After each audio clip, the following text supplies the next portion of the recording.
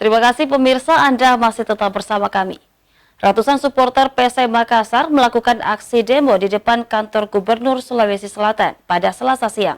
Mereka menagih janji Pemprov Sulawesi Selatan untuk melanjutkan pembangunan Stadion Matuangi.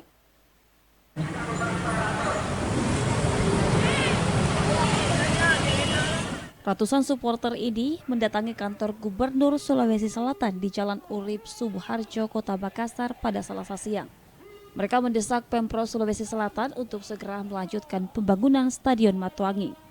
Supporter mengungkapkan kekecewaannya dengan menyebut Pemprov Sulawesi Selatan sebagai pembohong. Supporter mengaku telah dijanji berulang kali terkait pembangunan Matuangi. Namun hingga kini janji tersebut belum terlaksana. Pembangunan Stadion Kebanggaan Masyarakat Sulawesi Selatan itu hingga kini belum jelas setelah sempat gagal tender dan kini ditender ulang. Pembangunan Stadion Matuangi awalnya ditargetkan rampung pada awal 2022.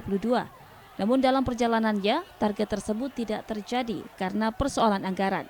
Sebelumnya para supporter juga melakukan aksi demonstrasi di depan kantor DPRD Sulawesi Selatan dengan tuntutan yang sama. Wahyu Saputra, Selebes TV. Semua mundur. Teman-teman semua mundur.